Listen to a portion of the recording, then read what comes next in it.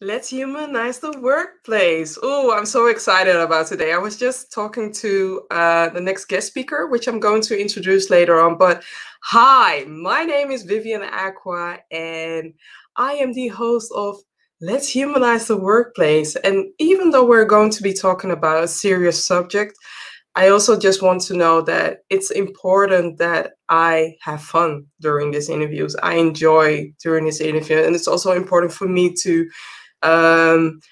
help my guest speaker become at ease because we're having a conversation live. It's a normal conversation, and but it's also a needed topic that we need to discuss. So I was just chatting with her and just pronouncing her name correctly. So that's why I am a bit, a bit energized from that conversation. But what do? I am 𝗏𝗏, the workplace wellness advocate, and I help organizations and managers with keeping their team members healthy, happy, and safe. And before I'm going to introduce my my guest speaker of today, I'm going to show a few slides. So please bear with me so that I can show my slides. So today, if the topic is relevant for you, or if you feel like you want to share with others, please do share, but also share the love. And in the meantime, because I really have to check on LinkedIn and see if everything is working, can you hear me correctly? Can you see me? Can you see this live broadcast? Because I always have to check if everything is working. So I'm going to look at my screen and see if I am live and see if you can hear everything. Hi, Robert. Thank you. Thank you, Robert. Love and peace. Thank you, Robert. Robert Smith. So my name is 𝗏𝗏, and I am based in Amsterdam, the Netherlands. And I'm curious to hear where you are based. So if you're watching this episode, #TeamLive, and also share where you're watching this from. Are you watching it from Asia, or are you watching it from the States, or are you watching it from Ghana, where my roots are? Where are you watching from? And like you just heard right now, if you share a comment, I will do a shout out for you just to make you feel warm and welcome, but also make you feel included, right? Because I cannot do these interviews, I cannot do these live sessions without you. But also know that when you're watching the replay, please tag me in it when you're mentioning a comment so that I can look back, because LinkedIn is not always making it easy for me to see the comments. So I have to go back from time to time. So when you're watching the replay, tag me or tag the guest speaker, so that we can start. And for today, I normally do a short post, and this post is all about the post from Gabrielle Union, who shared something about her husband. So I'm going to make it a bit larger. No, I'm going to make it like this. So I'm going to read up the words so that you can see that I'm looking away. So Gabrielle Union shared something about the memorial for Kobe Bryant, and her husband was speaking. And this picture says everything to me. It does everything to me. It says also something about what I'm doing as a workplace wellness advocate, why I'm doing what I'm doing. So I'm going to read it out loud. Our children are always watching us. Are you changing the world for better? Or are you showing the love and respect to all? Are you centering the needs of the most marginalized among us? I'm trying. We are trying. We can all do better. Sending so much love and light and healing to whoever may need it right now. You are not alone. You might be by yourself at the moment, but no, you're never alone. And this message touched my heart because sometimes when I am advocating as a workplace wellness advocate, it can feel like I am alone. It can feel like I am alone advocating for something. But since I've doing these live sessions, I've been receiving so many messages from people who feel inspired. I've been receiving so many messages from companies who want to work with me, who want to help their employees, or at least let them know that they care about their employees. And one of the reasons why I do what I do has all to do with Orlando, my son. So Orlando, at the time, he was 3, and he's a tall boy.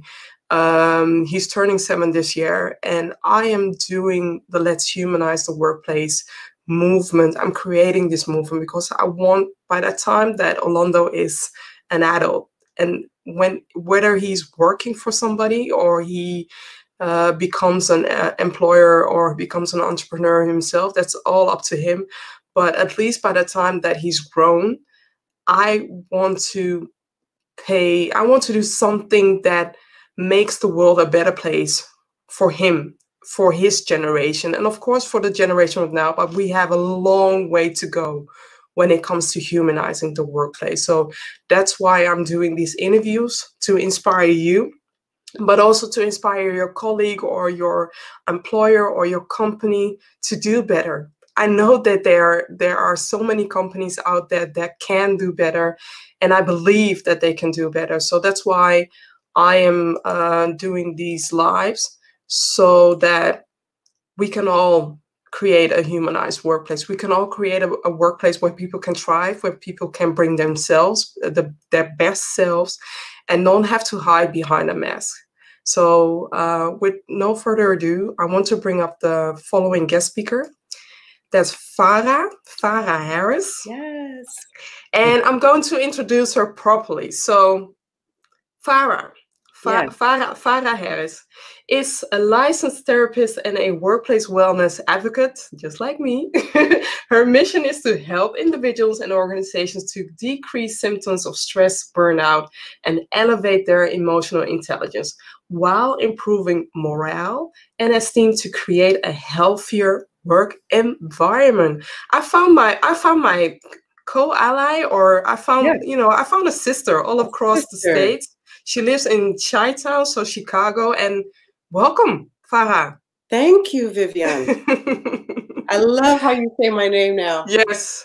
I'm allowed to say her name in Dutch. I've been struggling a little bit. So just the last minute, I found a way to say her name in Dutch. And it resonates with me, though. Farah. Yes. Thank you. Thank you. So let's get into the first question. Yes. What can we do as humans to normalize mental health at work? Well, Vivian, what's funny is that we actually talk about mental health at work every day. We just don't realize it. Yeah. So, when we're talking around the water cooler or drinking coffee with our colleagues, and we're talking about our family members, our parents who are having onset dementia, or a mom that's coming back from maternity leave, or someone who just lost a family member, or dealing with teenage angst, because, working with teenagers can be a problem. Like, all these things are actually mental health issues, because they are stressors in our life. They're life circumstances that cause us to adjust. And we just talk so much about mental health in a very illness point of view versus wellness, understanding that life is mental health. Every circumstance we deal with is life. So to normalize it is just being better educated at what mental health is. True. I also wanted to say a shout out to Mary Jane. Mary Jane is my podcast co-host. So hi, Mary Jane. And Robert Smith is watching from the Netherlands. And when you're saying that people are sharing what's going on, or the challenges that they have in their life, sometimes people don't feel safe to do that. Yes. And I think it depends on how they're coping. So, what's part of normalizing is recognizing that we have shared stories. If you have another colleague that is a parent, then that there's some stories that you can kind of swap, Oh, definitely. Oh, man, I remember when little such and such was doing that. And it becomes a more safe space when you realize that your story is not one in isolation. So when we share our frustrations of child rearing, if we share our frustrations of even a reorganization can add stress on, oh my gosh, what's going to happen, if you're being bought out by another company, these things become more normal because it becomes shared experience.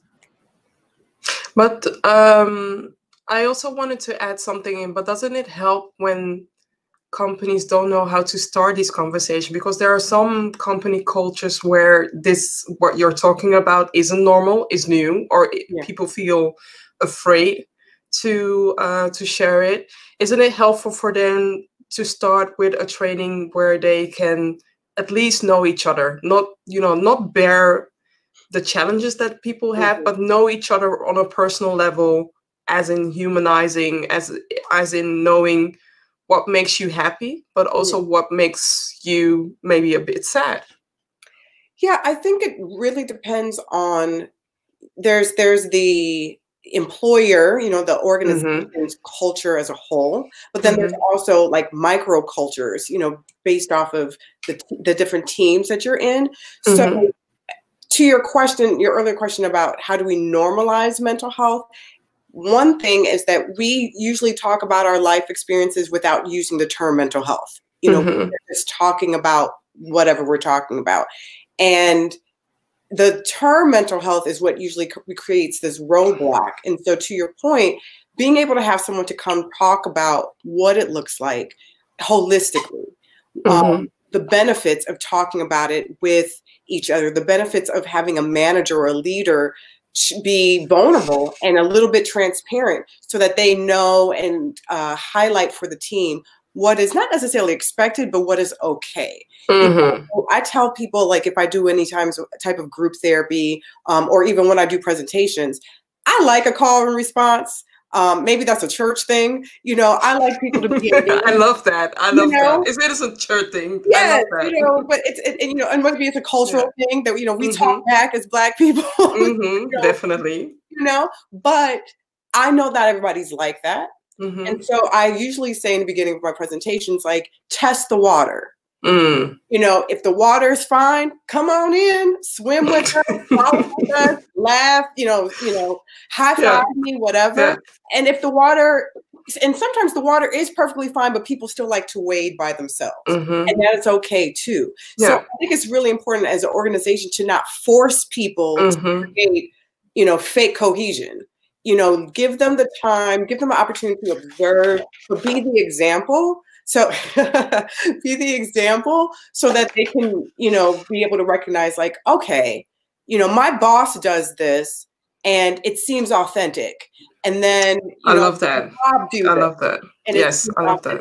Maybe I'm going to try to do that. And so doing that helps to then, if you're scared about the health of your aging parent, you're not afraid to now share taking time off of work, maybe needing to work remotely, without your manager questioning you on the decisions that you're making to make sure that you're taking care of, your personal matters. So stuff like that, is important. But it can go from a micro to a micro level. Sometimes the macro organization is on par, and you just have this one manager who seems to be outside of the culture that can frustrate a team, where they do think that it's not okay, that it's not safe to share my life experiences, aka the things that can affect my mental health. Definitely. We'll get back to the manager later on. So next question. Yes.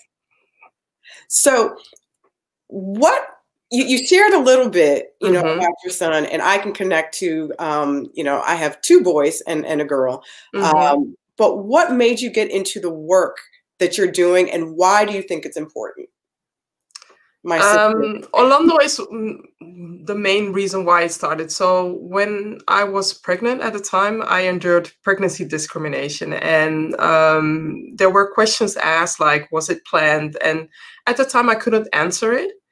I did not know what to do with it, but I knew that I had to stand up in a right way. So they planted a seed, or that manager planted a seed within me without me knowing that I'm standing up for others.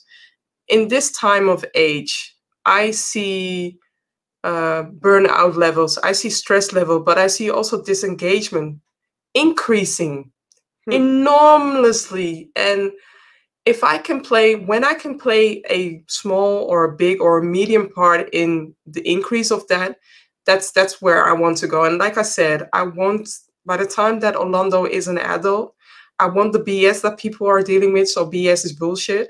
I want the BS that people are dealing with at the moment to be non-existent or to be minimized. Yes. Minimized to a level that it is human. I want people to be people. I don't want them to work in a place where they have to fool themselves to be able to work. So we have a comment coming in.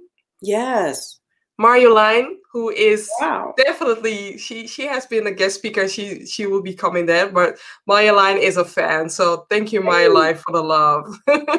I also have to peek on LinkedIn because, wow, I see a lot of people commenting. So I'm going to say hi, Charlotte. Hi, Charlotte Smith, and hi, Mary Jane. And Robert Smith is sharing, it sucks.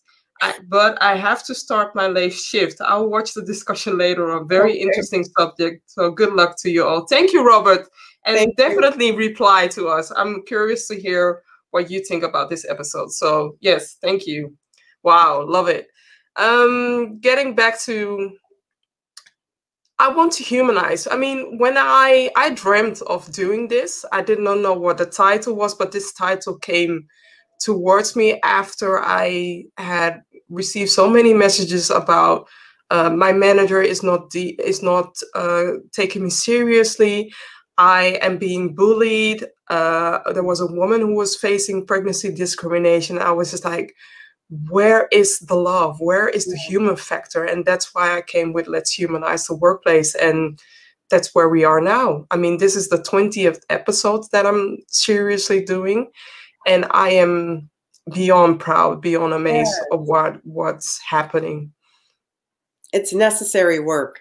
Definitely, definitely. So coming back to the managers. Yeah. What can managers do to stop workplace bullying? Well, if the bullying is happening in the team, you know, by an individual within the team, you have to nip it in the bud. You have to address it immediately. Because you have to let the rest of the team members know what's tolerated and what's not tolerated. The problem is that sometimes the bullying is coming from the manager. I just wanted to share that. Yes. And if that's the case, then HR needs to do exactly what I would suggest the manager do, which is nip it in the bud, address the situation so that the team, the employees know what is tolerated and what's not tolerated. And I would encourage both the manager and the HR person, depending again, if it's just an employee that's being the bully or if it's the manager being the bully, to lead with curiosity, to be able to ask the question to the individual, like, what's happening? Because sometimes the person is bullying because this is how they're relieving stress. You know, they have something going on at home, they stressed out, they don't have control wherever it is outside of the workplace, and now they're using this displaced anger or frustration, you know, on an individual. And if that's the case, then, you know, maybe it can be remedied. And so I kind of say, you know, when we're dealing with bullying or toxicity in the workplace, you know, if it's like a cold virus or something like that, sometimes you can go give some antibiotics and fine. We definitely need some antibiotics in this world. You know, but definitely. then there's sometimes where it's a cancer and there's no antibiotic that can fix it, and you have to cut it out, and you know, and which means termination and remove the person, the individual that will, you know, create, you know, a ripple effect of toxicity. I also wanted to share, because bullying can cause so much damage towards the victim, right? For those of you who are going through this, know that you can always reach out towards Farah or towards me, but know that there is hope. There are places that know how to treat people. And also, what kind of advice would you give those who are facing bullying right now? Because if the manager isn't doing anything, or it does not have the power to do anything, or HR is listening but not doing anything, how can we encourage them to have the hope? Well, I usually encourage my clients, I have a saying, create safe spaces in unsafe places. Yeah. And that means that everywhere you go, you know, whatever it is, you know, 2 feet around you in a circle, that's your safe place. So you know, making sure that your desk, your car, whatever you're doing, wherever you are, that you are creating that space that you want. So whether it's music, whether it's, you know, essential oils, whatever that may be.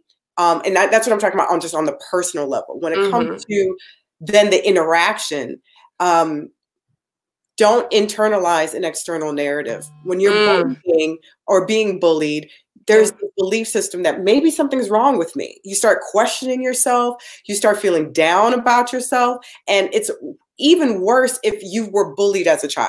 And it's sad that we're even having this conversation, because this is, you know, what we're trying to teach our kids. We both have young children. This is what they teach in schools. You know, there was kindness week at my children's school, but then we're adults and we still have to learn how to be nice, how to be kind. Like, it's a bit sad and ridiculous, but this is the world that we live in. So to your point, you know, this is the charge that we have as women who are trying to advocate workplace wellness, is how do we individually, you know, address these issues, and how do we address them collectively? So if you're being bullied, it's not you. It's don't internalize that external narrative of something being wrong with you. If you can protect yourself, sometimes it's sad that the best protection is to leave. Yeah. You can go. Run fast. Don't look back. Forrest Gump run, right? Right. Just, you know, you were running, you know, just keep running. But in the experience, though, I would always advocate for you to document. Journal. If you can, go to see a therapist to process what they had experienced. Yeah, because there is grief within that, right? And also what I wanted to add is find an ally. Find an ally within the workplace. And if there isn't an ally within the workplace, then find an ally outside of the workplace, because what Farah is sharing regarding internalizing what other people are sharing about you, which is untrue, it can damage you and it can haunt you towards beyond. And I'm sharing this because I've been through that. Yeah, I've been through that. So I also wanted to share Marjolein, who is an avid supporter. So humanize the workplace and minimize the bullshit. I think I'm going to use that as a tagline. Amen. So let's see my questions. I'm doing all at the same time. So the next questions. Yeah. Okay. So from your experience, what are the biggest challenges that managers face? Because in the work that you do, when you're asked to be brought on, what is it that managers are saying that they're struggling with?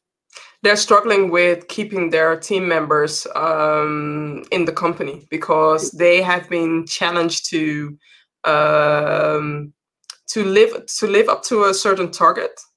And if they don't live up to that certain target and the team members are leaving in the meantime, how can they fulfill that certain topic? So when I'm being called, it's more or less about how can I keep my team members, and how can I attract new team members, and also how can I connect with them? How can I connect with them so that they feel supported, and so that I know that I can lean on them as a manager? I think that's so important, because, you know, I know of personal experiences. I'm going to try to keep as many people anonymous as possible. But, you know, there was a situation that the manager was so disconnected from one of their top performers, and he ended up leaving. And in that exit interview, they kind of almost had a heart-to-heart. And this individual said, I may have wanted to stay if he had been to me before the exit interview, what he was like at the exit interview. You know, that's why it's so important to sometimes to maybe just plan. We all have our smartphones. We all have a calendar. Plan those time where you do your periodic conversation, and just ask, how are you? Because if you see that something is off, or if you notice it, don't wait to the last minute towards that person becomes sick or that person becomes withdrawn. True. it is especially now in this time with War for Talent, but also building a team, becoming one. It takes time, and every time somebody leaves, it leaves a hole in the heart, right? Which you have to fix or which you have to take care of, and replacing that hole with a new person is also taking time. So why not invest, you know, that love that you have for the team, invest it, build it. Yeah. I sometimes say it seems like globally team building is dead because we don't emphasize anymore about team building. It's all about the onboarding. Let's bring the talent in. And after 90 days, what are we going to do? After 120 days, what are we going to do? So I say, where is the love? Yeah. Not only for onboarding, but where is the love to give that employee or your team member the best experience so that when they leave, at least they know that they have been taken care of, and at least they can talk positively about your company, about the team, person. And you never know how it can end up in a positive way. Yes. But I mean, I love that you said the whole time factor. You know, there's so much time lost by trying to, you know, get the team back together, you know, with now this new person. And it's almost like a family. And I know that people don't always like that example. It is a family. No, it is. Whatever it is. Maybe a business family, but business family. Yes. And there's research that shows that I believe on average for a blended family, it takes 7 years for them to get to that like homeostasis when all is well. And that's on average. So it could take less or it could take more. So think about that times whatever in a company where if it's a revolving door of talent, how much time is it going to take for now the team to regroup and then to regroup?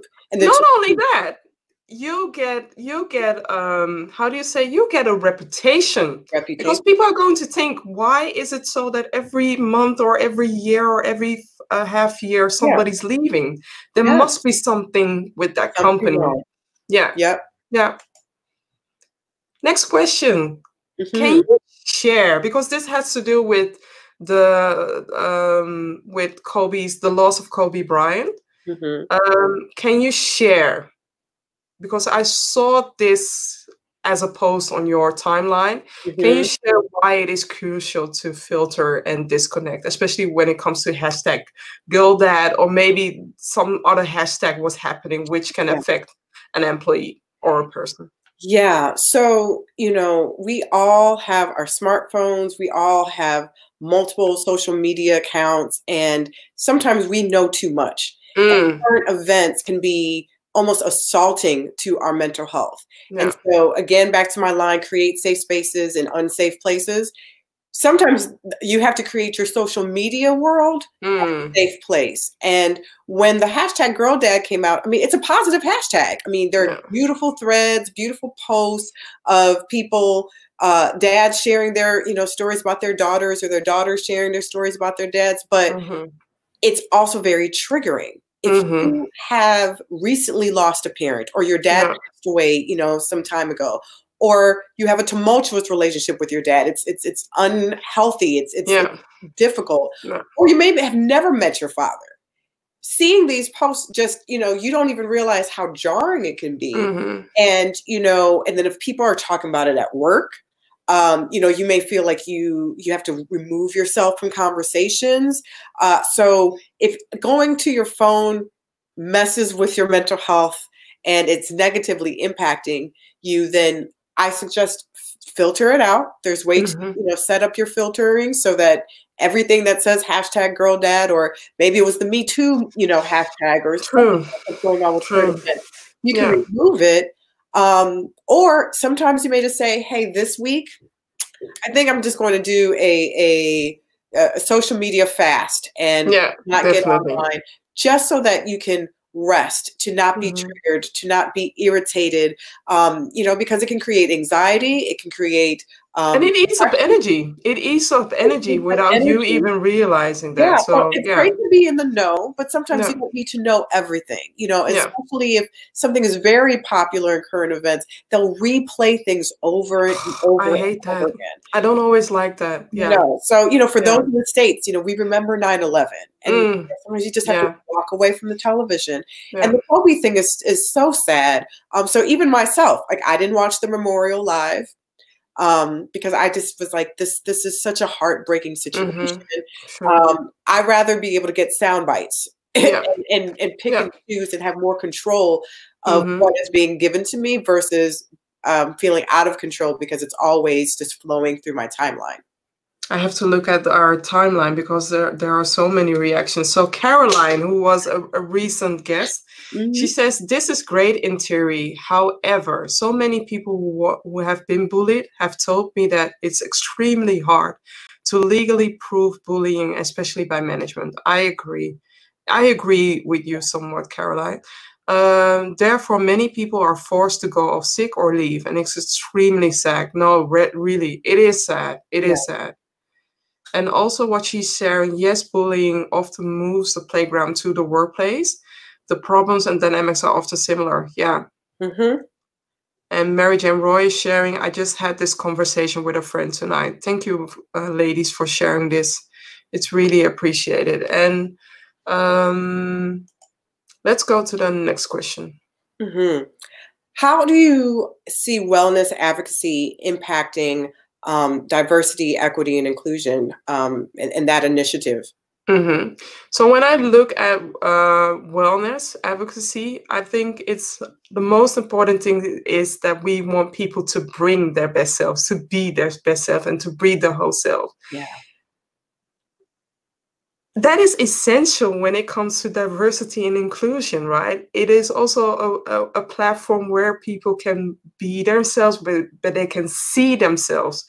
If you are the only person in a company that has 100 people and they're sharing something about being diverse or being inclusive, it's affecting in a way their mental health. It's affecting in a way of them feeling included. It's affecting in the way of going for that particular job because they don't see their beyond their own horizon because they don't have any role models, and it's affecting it's affecting the employees at so many levels. That's also one of the reasons why I want to bring back from time to time. I want to bring back the topic diversity and inclusion because it's so important for people to recognize themselves in the workplace and to see the potential of the company, but also the potential where the company can bring others, right?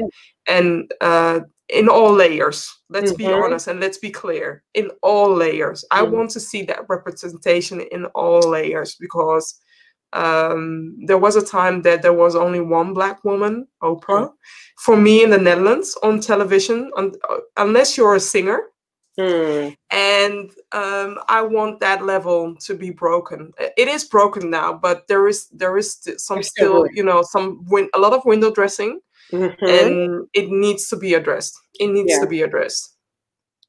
Yeah, I don't know how you can't address or how you can address workplace wellness without bringing up diversity, equity, and inclusion. Mental health falls into that. Like, all of this integrates because, to the whole name of your show, we're humanizing the workplace. So all aspects of us as humans, our emotional health, our mental health, our culture, our ethnicity, our gender, all of these things, we bring our whole selves to work. So we have to be able to feel comfortable moving from one topic to another because they all flow together. They all impact one another. Definitely. And also be respected, be acknowledged, and be seen that we are different, but it's also our different that leads towards new clients, that opens new doors, that leads to creativity. Yeah.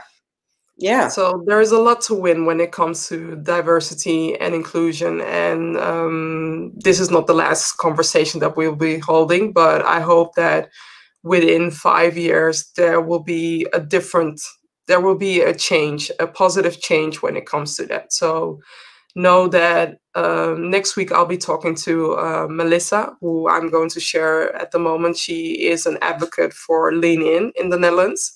And next month, I'm also going to be talking to a few people who are advocating for inclusive diversity. So I'll bring the topic back from time to time in Dutch and in English as well. So that's awesome. There's a question from Ian. Yes. A question on LinkedIn. Yes, you can share it. Sure. It says, what if the organization you work for expects you to be constantly and expressly connected digitally and or in person? Ooh. I love this question. Ooh. I've written about this. So you being on the whole time without even having to recharge yourself. I am saying this in a, can you feel the shade? Can you feel the slightly undertone? There is a time for us to recharge. There is a time for us to work. Of course, there are certain job titles or certain responsibilities that we have in a job, but we need to disconnect to recharge ourselves and to become the best self. And the reason why I'm sharing this, look at what happened to Elon Musk a while ago.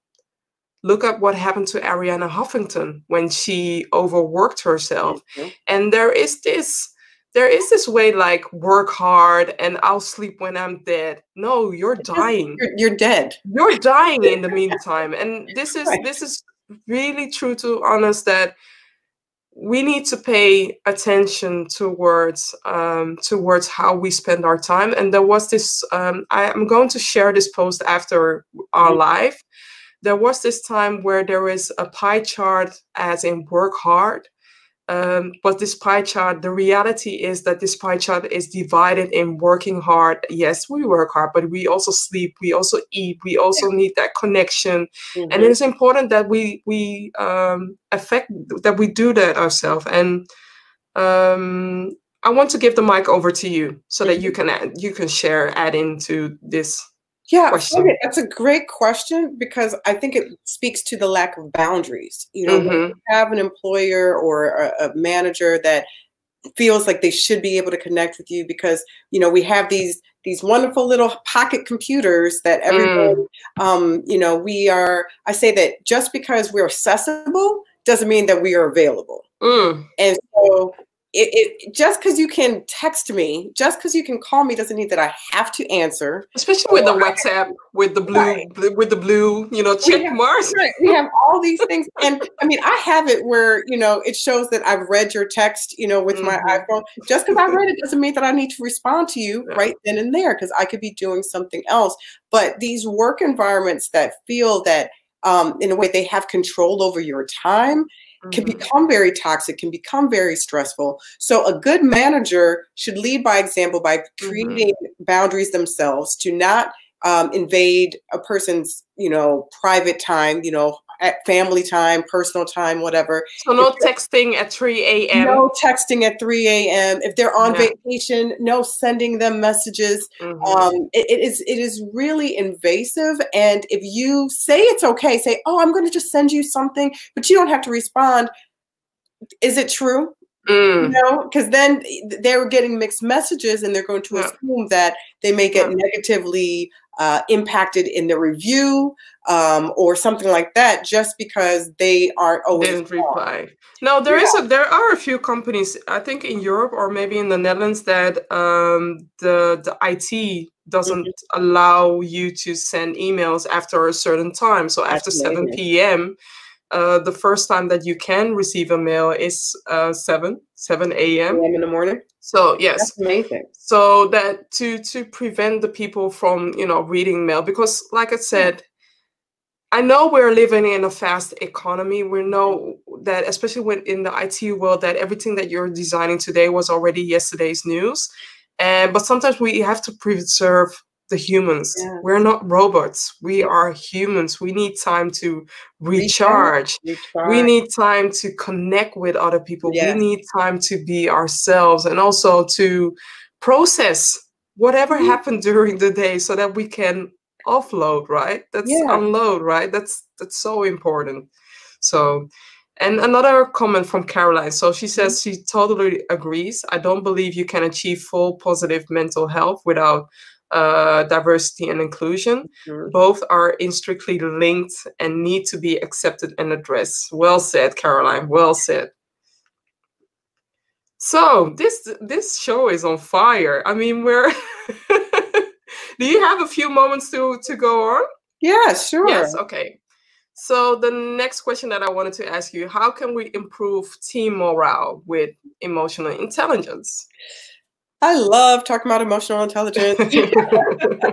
You know, and it frustrates me that it's considered a soft skill, because when we think of the word soft, we think of it as weak or not. It's a much needed skill. But it's a much needed skill, and not just for adults, you know, so you're talking about the future of the workplace, you know, that is my thought process too. If we can learn as adults to improve our emotional intelligence and teach them to our kids, kids will eventually be working, you know, and becoming bosses and managers. So if they already have the skill set learned at a young age, imagine what our future can be. So like some of the best attributes of a person with high EQ is, you know, that they are great listeners, they're empathetic, they're self-aware, they're assertive, they're gracious, they're motivated. Who wouldn't want to work for somebody like that? Or grateful for the team, grateful for who they're working with, right? So when you have team members that are like that, when you have a manager who is like that, it creates safety. It creates a place of vulnerability. All we want to do is be seen and heard. So my manager and my team members are making me feel seen. I'm feeling understood. I'm feeling included. You know, there's all this research about the importance of feeling the sense of belonging. So improving and elevating your emotional intelligence, which I'm not sure why more companies are not investing in trainings and can you sell that? Can you this is invest in, because it's personal. It's not just professional development, it's personal development. Because the thing about emotional intelligence, it doesn't stop at the workplace. It helps you with how you communicate with your partner. It helps you communicate with your friends. It helps you manage your stress. It does all these wonderful, that's why I'm like, it's not a soft skill. It's like a superpower. It's a must needed skill. I don't see any soft skills. Yes, it's such a much needed skill. Like I can learn to do Excel, you know, at some point. But I think you would want someone who has high EQ that can learn a trade or be trained for something else than having somebody who has a certain training skill set but does not, quote unquote, play well with others. Oh, yeah. We have seen a lot of those. And we've seen a lot of that. And there's always damage control that has to be done, because usually HR, I loved how you're talking about with the whole onboarding, you know, when they're doing interviews, they're just looking to check off boxes, but not thinking about, well, how is this person really going to play in the playpen? You know, is it just only performance, or are we really thinking about the person, the personalized aspects of working, you know, together? So, you know, so you want someone who's empathetic, who's a great listener, who's, like you said, gracious and kind. These are the skill sets. These are the characteristics of a person with high emotional intelligence. And if you have a manager that has this, they're not going to allow passive aggressiveness. They're not going to allow belittling. They're not going to allow bullying. They're not going to allow gossip, which is a kind of low EQ. You know, they're not going to tolerate that, but they are going to be kind enough to sit with the person who may be struggling with their emotional intelligence to hopefully help motivate them, to mold them, to challenge them to do and be better. So, I mean, you want a team and a team lead who has high EQ. Awesome. I am screaming from the inside, like, Yay. This is so amazing. This is so amazing. So you shared something about this, but I'm going to add in. So just ask the question and I'll add in. Okay. What are the top 3 things employees want from their employers? So you shared being valued, being seen, but also another thing, being able to grow. Have the opportunity to grow and excel as a human being, as a person, and being supported in whatever path you want to endure. The question that, you know, once you're doing an interview, a job interview, and I hope that there are recruiters watching, and otherwise tag the recruiters who are watching. So the question that people ask is, where do you see yourself in 2, 3, 5 years or 4 years, whatever? And I don't hear the other question like, okay, you see yourself as such and such. How can I support you? How can I make this happen? How can I help you become that person where you want to see yourself? Because when you ask that question, to me, you're making a connection, and to me, you're taking me serious and not seeing my answer as just an answer, but seeing my answer as a potential for me to grow within the company. Yes. No, that's really good, because I don't know how often the employer sees themselves as an intrinsic role, or that they play an intrinsic role in that. Well, now they do. Now they do, especially now. Now they do. Now they do, because there is a new dynamic, right? There is a dynamic where there are more jobs, less people. More jobs, less qualified people. Yes. More jobs, more opportunities for employees. So if you want to create loyalty, start with asking that question and start providing, you know, the soft skills training, or the training where you can personally develop people. Start with the talent in-house, so that they know that they are taken care of, instead of looking outwards for new talent. Because by the time that your new talent becomes in-house talent, it will take time. So pay attention towards provide the love, or the business love, because I don't want to create a new Me Too. Provide the right attention towards your talent in-house, because the last thing that you want to do is create a hole within the team, within the company. Last question. What's your hope for 2025 when it comes to humanizing the workplace and mental health? I hope for so much. But I am excited that these conversations are happening more. But my concern and hope is that we can move out of the theory and actually put things into practice. I think there's a lot of conversation around mental health in the workplace wellness, you know, but what are we really doing? What are we implementing? What is actually creating change? So I hope in 5 years that it becomes less lip service and more actual, you know, boots to the ground. We're actually implementing something and creating change, and that it becomes more the norm than the exception. Yes, let's walk the talk. It's time to walk the talk. So there are a few comments. There was a recruiter watching. Hi, Tina. Take that in with you. Let me know how it came out. Yes. If it was helpful. And also, a friend of mine, 𝗚𝗏𝗵𝗇, is watching. So thank you, Rachel, for the support. And I have to say almost goodbye to you. So please stay in touch. But I want to have a big applause for this lady, Farah Harris. Thank you. It was... If the time flew, right? We were having just a conversation, and it was just like, okay, we already passed the 48 minutes. So I want to thank you. This is not the last time that I'll be talking to you. Maybe do a collab with Caroline or with other people, because like I said, we need to stop this. Like you said, we need to stop the lip service and start taking action. Luckily, there are companies that are creating a safe environment where people are trained as mental health officers, so that at least that if you're going through a challenging phase, that you can at least go towards those people and they can help you or provide outside help. So kudos for those companies. Next time I will try to find those names to share, because there are best practices out there, and know that there are workplaces that humanize the workplace. So thank you, lady, for joining this session, and it was a pleasure for having this conversation with you. So I'm going to hide you, but we'll talk after the broadcast. So I have a few. I'm going to hide this lady. I have a few things that I have to share. So about tomorrow will be a Dutch episode about the pay gap. It's for the Dutch people who are watching, and it will start at 3 p.m. Central European time.